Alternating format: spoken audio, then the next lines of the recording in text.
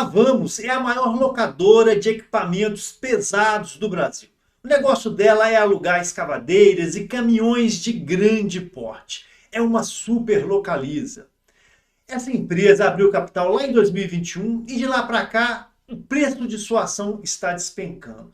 Mas agora, nos últimos 30 dias, de dezembro de 25 para cá, o preço da ação deu até uma recuperadinha. E existe uma tese de investimento muito interessante que abrange esse tipo de indústria. Meu amigo, nesse vídeo eu vou fazer a avaliação econômico-financeira completa da Vamos. Eu vou falar tudo. E eu vou explicar qual é a tese que está movimentando as ações da Vamos. Existe um trade aí que é muito interessante e acho que você deve estar preparado para no momento certo sentar o dedo e comprar. Se você gosta desse tipo de conteúdo, já dá um like, me ajuda a fortalecer o canal e bora pro vídeo, meu querido.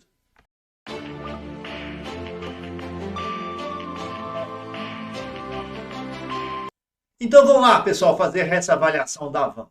Mas logo de cara eu já vou fazer um alerta. Se você é um investidor da Vamos, ou se você está estudando este case para colocar o seu rico dinheirinho, né? Fique atento. Na maioria dos sites fundamentalistas, os dados estão incorretos, ok? Mas por quê? Porque a Vamos, ela sofreu uma grande cisão, as concessionárias foram retiradas do grupo principal. E aí o que a empresa tem que fazer? Ela tem que revisitar todos os seus balanços de 2019, 2020 para frente, né? E aí os sites também, eles precisam fazer a atualização de seu acervo. O que a gente percebe hoje em praticamente todos os sites de internet é que os indicadores, principalmente aqueles dos anos 2020, 21 e 22, até 23 estão errados, ok? Eles não foram atualizados com a retirada das concessionárias. Mas aqui no nosso canal eu fui direto na fonte, eu fui no site do RI da Vamos e peguei os balanços e a DRE lá na fonte, lá dentro da Vamos, e tudo que você vai ver aqui já está devidamente ajustado, sem o efeito das concessionárias que hoje não fazem mais parte do grupo Vamos. Meu amigo, eu utilizo a análise dinâmica de balanços e para isso eu peguei os balanços da empresa, da Vamos, de 2020 até 2025 e calculei os 3 indicadores da análise dinâmica, que é o capital de giro, a necessidade do capital de giro e o saldo de tesouraria. E quando eu faço uma análise somente aqui do ano de 2025, eu percebo uma empresa que tem um capital de giro gigantesco, 3,2 bilhão de reais, aqui no mouse. E ela tem uma necessidade de capital de giro ínfima, de apenas 300 milhões de reais. Inclusive, a Vamos é uma empresa que ela se caracteriza por sempre ter uma necessidade de capital de giro negativa. Isso é sensacional. Agora, em 2025, ela está ligeiramente positiva em apenas 300 milhões de reais. Então, sobra muita grana, cara. A Vamos hoje ela tem mais ou menos 2,9 bilhões de reais no caixa, né? Em aplicações financeiras e na conta banco, ok? Então, é uma empresa muito líquida. Mas a análise dinâmica de balanços, ela preza muito pelas tendências, né? É porque são nas tendências que a gente percebe como a empresa é administrada. Então eu peguei esses dados e coloquei no gráfico. O gráfico é meio bagunçado, né, pessoal? Você tem picos, você tem fundos, mas você tem um comportamento interessante a partir do ano de 2023. Vamos lá. A linha azul é o capital de giro e ele sempre esteve em níveis estratosféricos, em níveis muito maiores que a necessidade de capital de giro, que é a linha vermelha. Isso é muito bom, né? Esse gap que existe, esse ato que existe entre a linha azul e a linha vermelha em qualquer ponto do gráfico é o saldo de tesouraria. É o dinheiro que a empresa tem no caixa, é com esse dinheiro que a empresa possui liquidez, ok? Nós percebemos o que, pessoal? Que a partir dos anos de 2022 para cá, a gente já tem uma tendência bem pré-estabelecida de um capital de giro próprio que sobe de forma muito forte em níveis muito superiores à necessidade do capital de giro. Necessidade de capital de giro é essa, meu amigo, que praticamente durante todo o período sempre foi abaixo de zero. Necessidade de capital de giro negativa é sensacional. A Vamos possui essa característica, à exceção aqui do ano de 2025, né? E esse é o saldo de tesouraria, e a tesouraria ela é composta por três contas, que é o caixa, as aplicações financeiras e os empréstimos, né? Quando eu abro essa conta, nós percebemos que é uma empresa que tem empréstimos de curto prazo, ok? Agora em 2025, ela tem aqui praticamente 1,7 bilhões de reais em empréstimos de curto prazo. Mas o dinheiro que ela tem em caixa e o dinheiro que ela tem em aplicações financeiras de curto prazo é gigantesco. Aqui em 2025 também, se a gente somar as aplicações financeiras e o caixa, dá praticamente 4,6 bilhões de reais, né? E é por isso que sobra 2,9. Então, assim, numa primeira análise, até esse empréstimo que a empresa tem aqui de curto prazo de 1,7 bilhões de reais, aqui no mouse, ele é totalmente desnecessário, né? Por quê? Porque a empresa tem caixa e esse dinheiro vem do longo prazo, ele vem do capital de giro, ele vem de uma necessidade de capital de giro que é muito próxima de zero, né? Então ela é uma empresa com bastante liquidez. E essa liquidez não é de curto prazo, ela é de longo prazo, e isso é muito bom. Quando nós abrimos o indicador da necessidade do capital de giro, a gente consegue perceber que o problema da Vamos não é operacional. A Vamos roda muito bem as questões operacionais. A receita está crescendo ao longo dos anos de 2020 até 2025. Essa receita saiu de 820 milhões de reais e bateu aqui 4,7 bilhões de reais em 2024. Cresceu 520%, ok? Agora em 2025, o faturamento da empresa deve chegar aí aos 6 bilhões de reais. E aí, a necessidade de capital de giro dela praticamente não cresce. Sempre foi negativa, agora em 2025 está ligeiramente positivo, mas a gente só tem aqui os dados até o terceiro trimestre de 2025, né? Percebemos que, né, a conta de fornecedores, ela financia de forma forte a necessidade de capital de giro da empresa, né? E sob o ponto de vista do ativo, quem mais ofende, quem mais demanda recursos é a contas a receber. Mas, de qualquer forma, é uma conta bem administrada, é uma empresa que tem necessidade de capital de giro próprio negativa. Sabe o que isso significa? Isso significa que, geralmente, ela recebe de seus clientes antes de efetuar os seus pagamentos. Então, ela tem um gap na qual parte do seu faturamento fica ocioso no caixa. Já o capital de giro, quando a gente abre esse indicador, a gente já começa a entender qual é o ponto fraco da Vamos, né? O capital de giro da empresa, né, cresceu de forma forte, saindo aqui de 100 milhões de reais em 2020, antes do IPO, né? E agora em 2025 tem um capital de giro estimado em 3,2 bilhões de reais. Mas quando nós analisamos a composição das contas que compõem o indicador do capital de giro, nós percebemos que a Vamos é uma empresa que, durante o período de 2020 a 2025, ok, aqui no mouse, ela contraiu de forma líquida mais de 12 bilhões de reais de empréstimos, né? Observe a variação dessa conta, que saiu de 2,4 bi em 2020, batendo 14,7 bilhões em 2025, né? E o que ela fez com esse dinheiro? Você sabe o que? Ela investiu no seu imobilizado, que saiu de 2,4 bilhões de reais aqui no mouse e foi para 15,9, quase 16 bilhões de reais. Então, meu amigo, esse crescimento da Vamos, você pega o balanço patrimonial dela, vê o ativo e o passivo, você vê um crescimento desses dois indicadores de forma forte, né? Você vê o crescimento do capital de giro de forma forte, né? Logo de cara eu te falo. Ela pega dinheiro dos outros, pega dinheiro de fornecedor, né? Pega dinheiro de empréstimos bancários, né? Para financiar os seus imobilizados, para financiar a sua frota de equipamentos, de caminhões, de equipamentos de grande porte, ok? Então é uma empresa que ao longo dos anos cresceu, beleza, mas cresceu com o dinheiro dos outros, né? Absolutamente, praticamente nada, né, foi patrocinado de forma endógena pelo patrimônio líquido, que durante esse período alterou em apenas 2,5 bilhões de reais.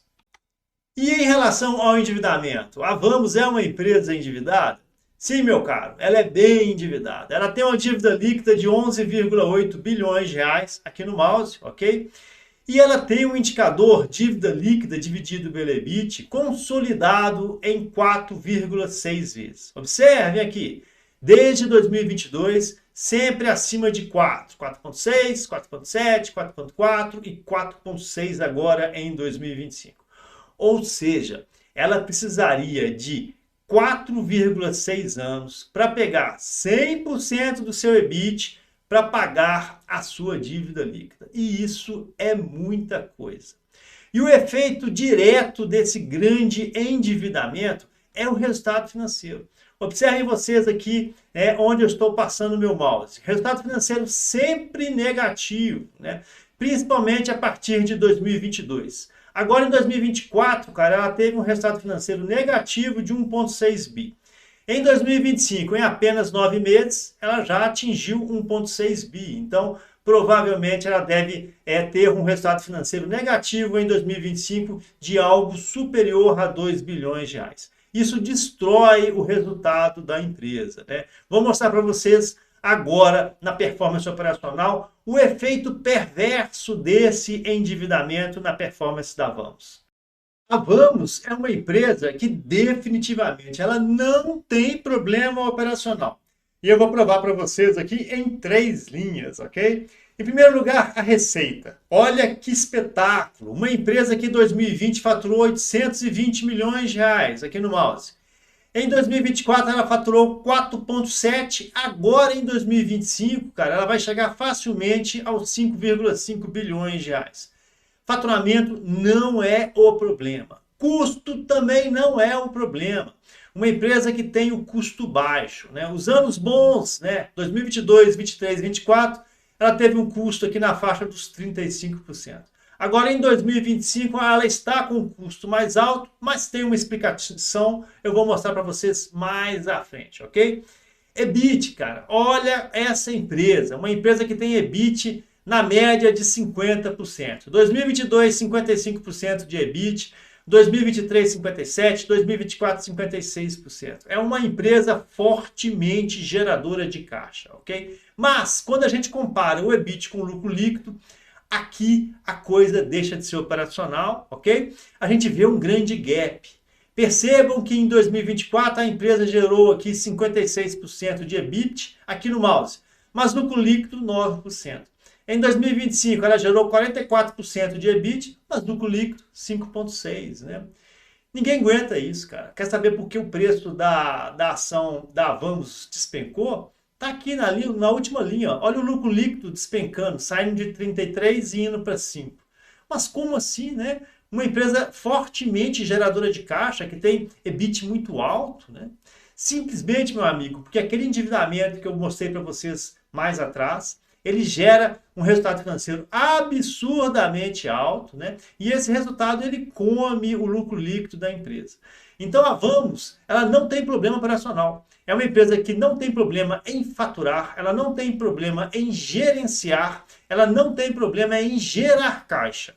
O problema dela é que ela é altamente endividada e isso gera um resultado financeiro absurdamente alto e isso come a margem líquida da empresa. Observem vocês, meus amigos. Aqui em 2025, a empresa em apenas 9 meses faturou 4,3 bilhões de reais aqui no mouse. Só que desses 4,3 bi, 1,5 é para resultado financeiro negativo, né? Mais de 1/3, né? É muita coisa, cara. Então não tem caixa que aguente uma situação dessa, né? É um endividamento excessivo. A Vamos é uma daquelas empresas que quando a gente analisa, a gente fica em dúvida no primeiro momento. É uma empresa que tem uma estrutura de capital bacana, capital de giro próprio robusto, uma necessidade de capital de giro até negativa e um saldo de tesouraria, uma liquidez sensacional. É uma empresa que tem em caixa hoje algo em torno de 3 bilhões de reais. É uma empresa que nos últimos anos saiu de um faturamento de 800 milhões de reais e bateu 4,7 bilhões de reais em 2024. Para 2025, ela deve chegar aí nos 5,5. Esse é o meu número, essa é a minha aposta. Eu gosto também bastante da questão do custo. O custo da mercadoria vendida da Vamos é muito barato. Na faixa aí dos 35%, cara. Isso é muito pouco.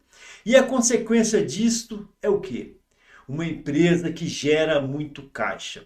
A Vamos, ela consegue gerar, nos anos bons, um EBIT de 60%. E nos anos ruins, como o ano de 2025, um EBIT de 45%. É sensacional.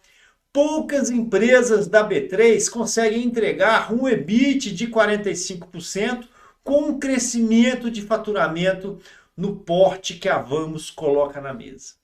Mas, meu amigo, nem tudo são flores, né? Quando a gente olha o lucro líquido nos últimos 2 anos, 3 anos, está baixinho, está na faixa de 8, 9%. Em 2025, 6%. Não deve mudar muito disso não, tá? Nós estamos aí no terceiro trimestre de 2025 com uma lucratividade de 6, com o último trimestre no máximo 7, 7,5. Mas por que tem esse gap tão grande? Eu estou falando que a Vamos consegue entregar um EBIT de 45, 50, mas está entregando um lucro líquido de 6. É um gap muito grande, é um buraco enorme que existe entre esses dois indicadores. Vamos lá. Quando a empresa apura o EBIT, né, ela não pagou todas as suas despesas ainda. Existem algumas contas que entram aí, né? O que ela tem que pagar com o dinheiro da EBIT? Ela tem que pagar a contribuição social, o imposto de renda, o resultado financeiro e aí sim o que sobra é o lucro. E esse é o problema da Vamos. A Vamos tem uma dívida líquida monstruosa, estimado na faixa de 12 bilhões de reais, ok? Ela tem aquele famoso indicador dívida líquida dividido pelo EBIT de 4,6. E já é um indicador já carimbado, tá? Figurinha. 2025, 24, 23, 2022, o indicador está girando nessa faixa de 4,6 vezes. O que isso significa? Que a Vamos precisava pegar 4,6 anos de seu EBIT para conseguir pagar sua dívida líquida. E isso é muito. Inclusive para a Vamos. E olha que essa empresa tem um EBIT sensacional. Então, meu amigo, nós temos uma empresa que, sob o ponto de vista operacional, ela é sensacional, mas ela é endividada. E esse endividamento está gerando um resultado financeiro absurdo. Para vocês terem uma ideia, em 2024 a empresa teve um resultado financeiro negativo de 1,6 bilhões de reais. Agora, em 2025, esse resultado financeiro deve chegar na ordem dos 2 bilhões de reais. E aí, só para você ter noção da grandeza desse número, a Vamos deve faturar aí entre 5 e 5,5.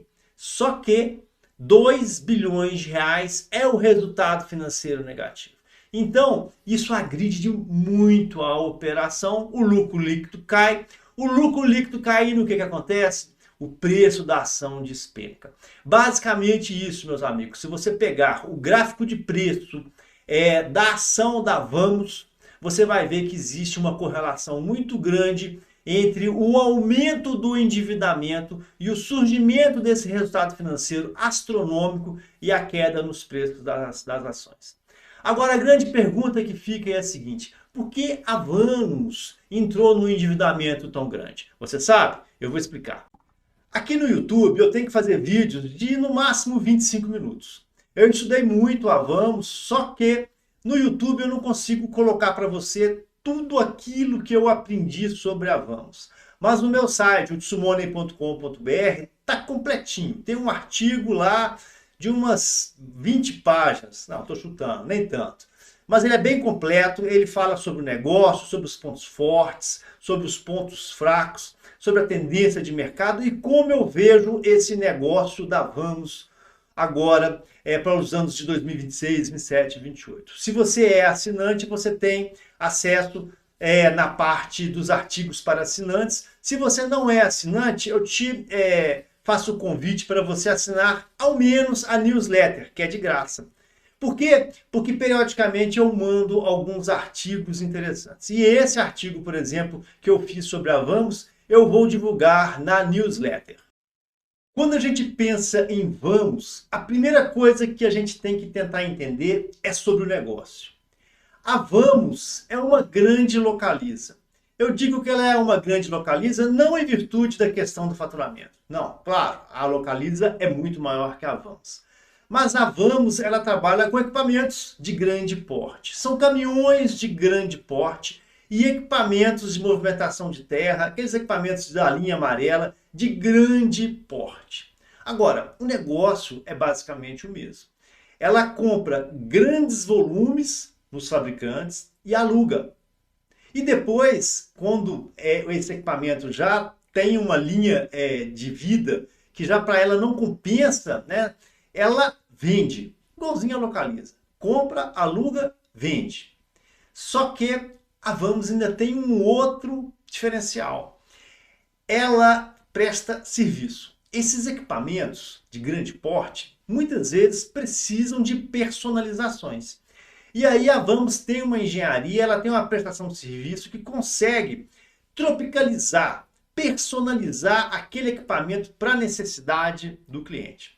Então o negócio da Vamos é esse, é locação, venda e prestação de serviço com a personalização do equipamento de acordo com a necessidade. E esse é um nicho que ela domina, ela é a número 1 no Brasil. Ninguém chega nem perto. É Vamos a número 1, ok? Agora, de onde que surgiu esse grande endividamento? Bora lá, vou responder. Meu amigo, esse tipo de negócio, ele naturalmente ocorre de forma alavancada. Se você for avaliar os balanços da Movida ou da Localiza, você vai ver que essas empresas também são alavancadas. Elas compram a prazo, pega aquele equipamento, coloca, né, aluga para alguma grande indústria, com dinheiro do aluguel, paga a prestação, né, o financiamento daquele empréstimo, sobra alguma coisa para bancar a operação e lá na frente ela vende, né, aquele resíduo do equipamento. E aí ela ganha muito dinheiro. O negócio é esse. Lá pelos idos de 2022, a Vamos errou a mão. Aí ela comprou uma grande frota. Na época estavam surgindo caminhões mais avançados tecnologicamente. Eles falam que era uma transição do que eles chamam de Euro 5 para Euro 6. A diferença é que o caminhão Euro 6 era um caminhão tecnologicamente mais adequado, sob o ponto de vista, inclusive, energético, da emissão de efluentes. E aí a Vamos virou e falou assim, olha, está mudando a linha do caminhão, está saindo da Euro 5 para Euro 6. Então, eu vou comprar muito Euro 5. E ela comprou. Só que lá pelos idos de 2022, a taxa de juros estava começando a abrir. Ela estava começando a subir, né? Taxa de juros no Brasil pelos idos de 2020, 2021, chegou a ser 2%, né? E depois ela veio subindo, subindo. Chegou agora em 2025 com essa anomalia aí da gente falar que a Selic está a 15%. Isso é realmente uma anomalia, isso é um absurdo.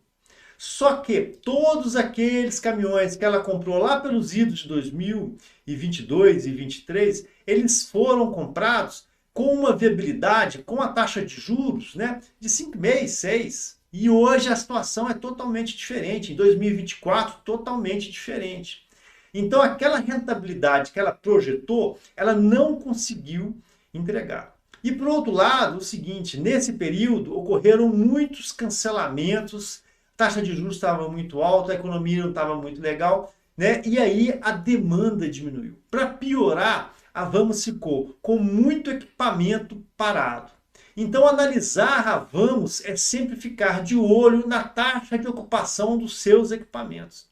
Inclusive, foi a taxa de ocupação dos equipamentos que fez com que agora em 2026, né, quando a empresa soltou aí uma prévia dos resultados do quarto trimestre de 2025, com um número muito bom, fez com que o preço da ação subisse.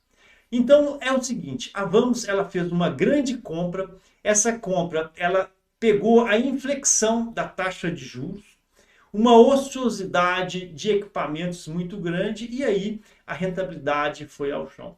Basicamente, o problema da Vamos é esse. E hoje ela está trabalhando na parte de desmobilização. Então ela está vendendo essa frota que hoje ela é obsoleta, ela tem uma eficiência energética pior, ela emite mais CO2 e ela tem uma taxa de juros de financiamento maior. Ela está se livrando disso e ao longo dos anos de 2026 para frente, a gente pode ter uma Vamos mais interessante.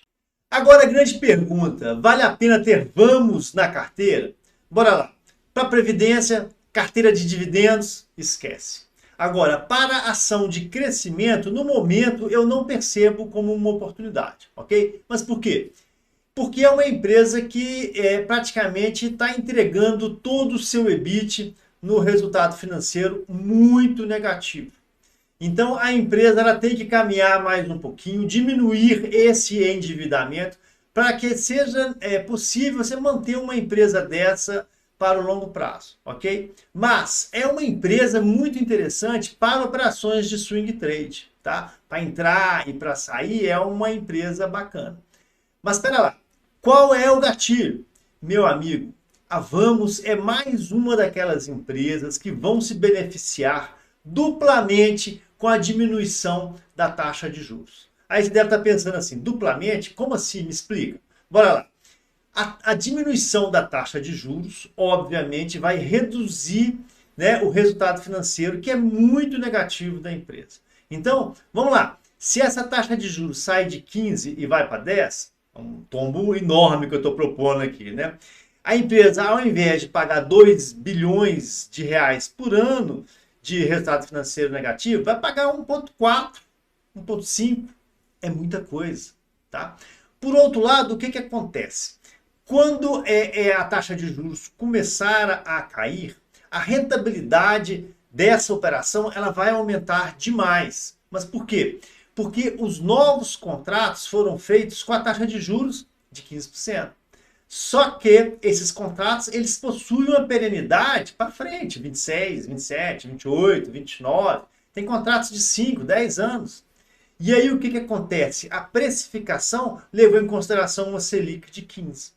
Por outro lado, a gente pode ter, né, uma Selic de quanto no futuro? Em 2026, 27, 28? Uma Selic de 10, de 8, de 7? Se isso acontecer, essa empresa vai rachar de ganhar dinheiro. Não tem outra palavra, é essa mesmo.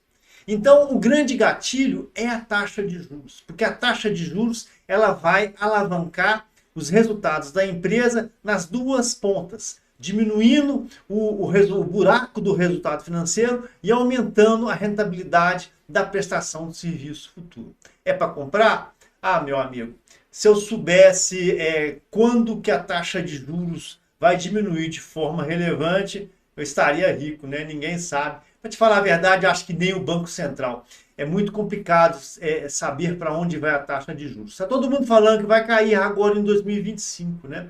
Eu até fiz um texto no meu canal, né, no meu site, odsumone.com.br, propondo aí o trade da renda fixa, né? Comprar um pouquinho de IPCA, né, para 2045, esperando a taxa de juros diminuir para tentar oferir algum resultado. Mas é um trade de risco. Mas é um trade, cara, muito cristalino.